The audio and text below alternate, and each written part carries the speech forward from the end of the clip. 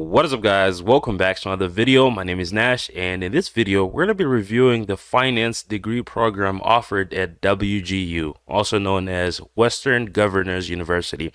Now, if you're on the internet, you've probably seen an ad from this college, and I've been seeing it everywhere, and I had people ask if it's legit, if it's worth it. It's an online university, so we're going to do some research here. I got my glasses on. That means we're going to be reading a lot. So I'm going to share my screen with you guys and show you some of the things that I like to do if I'm going to be researching an online university or any university really.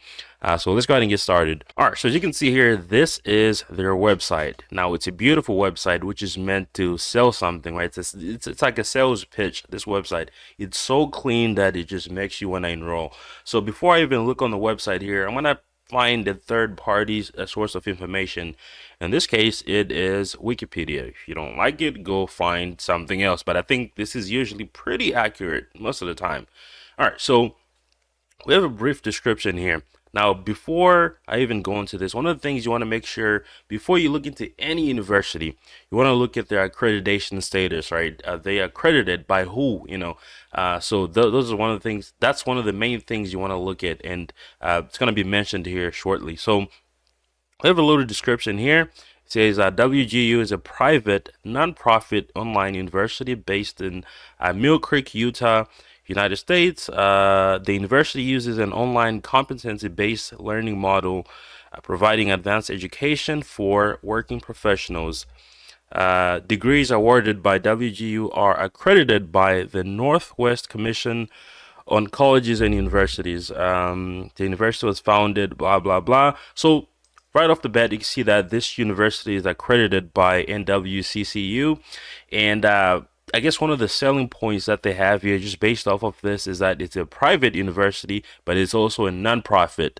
Now, I think their selling point is their learning model. It's a competency-based learning model, and I think I was reading this on a different article. It was saying that it's geared towards working professionals, right? So if you're someone who doesn't have a lot of time to spend on the campus or doing schoolwork, it's kind of like geared towards people like that. If you're someone who's working a part-time job and you also want to be part-time in school but do it online, this is geared towards those types of people. Now, this is accredited, obviously. Now, there's a little history here, so go ahead and read that if you're interested in that. The name comes from the fact that it was founded by a group of governors, right? So if you read this here, that's what it's going to explain, but I'm not going to bore you with that. One of the interesting things that I did find here was that in 2017, actually, the Department of Education did an audit on their programs and courses, and it turned out that at least 69 out of the 102 courses were not designed to offer regular and substantive interaction with an instructor. Basically, they weren't in compliance, right? So in order to be recognized by the Department of Education, you have to abide by certain things that they require, right? Now, in this case, I guess their punishment was to, let's see here, where is it at? The U.S. Department of Education Office of Inspector General recommended that WGU repay the federal government more than $712 million. So in 2019, the U.S. Department of Education's Federal Student Aid, or FSA, office issued their final decision disagreeing with the Inspector General and determined that WGU was indeed eligible to participate in student aid. So eventually they passed the audit. That's essentially what it is. So it's not really terrible news. It's just like something that happens to all these universities. If they want to be able to, comply with the Department of Education, they have to go through these audits. And sometimes it's things that they find that the university has to fix, but happens to most universities, really, especially new ones. They have to go through that audit, and there are things that the Department of Education is going to say, hey, you need to fix this. Hey, these things need to be converted to this, or this shouldn't be part of the curriculum or something like that. It's a lot of good information here, and one of the most interesting things here is you can look at the enrollments here, right? Look at 2013. 43,000. Now look at 2021, 150,000. So you can tell that the advertising that they're doing is actually working, right? There's more and more students every year. You see that it's constantly growing here. You also have a graduation rate of 50%, which is really awesome. You kind of like have what is it? You have demographics. You can look at all types of things. Your tuition over here. This is their website, a very, very clean website. Now, if you scroll down here, you're gonna see all the different business degrees. And speaking of accreditation, you can actually go to the bottom of the website and click on accreditation. Every university should have this section here, right?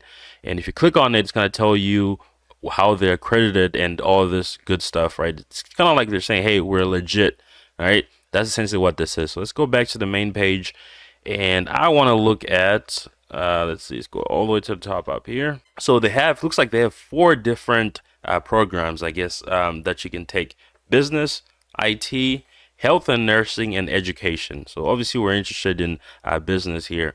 So I'm gonna go to bachelor's degrees. You can see there are 3 options here: bachelor's, master's, and all degrees. I think it's probably like certifications. I want to go to a bachelor's degree. You can see that the different things that you can focus on, these are business bachelor's degrees, right? So you have business management, human resources management, marketing, accounting, all the typical bachelor's degrees. So here I'm interested in the finance bachelor's degree here. So I see this is a bachelor's of science in finance. So let's just look at this, right? I'm gonna go over to view degree. Now this is what I like about this website, right? It's like you don't have to hunt for information. If you look on the left side of this, you can see that we have our different menus here, or different tabs that are gonna take you to different things. Right, so I want to look at the courses first because that's the most important thing. Let's look over here. Program consists of 40 courses. One is going to be general education. Oh, actually, one of the cool things I have here is that if you have an associate's degree, you might be able to skip some of these general education courses because you probably took them in your associate's degree program. So you also have business management here. So you're starting to get into some of the, let's go up here actually. I think it goes this way. So you have your core business classes, right? So you have your principles of economics, concept in marketing, managing global, but these are really good classes. Finance skills for managers, principles of management, information technology. And then you move on to business management here. So you start to get more into your into the finance things here, your quantitative analysis, operations and supply chain management.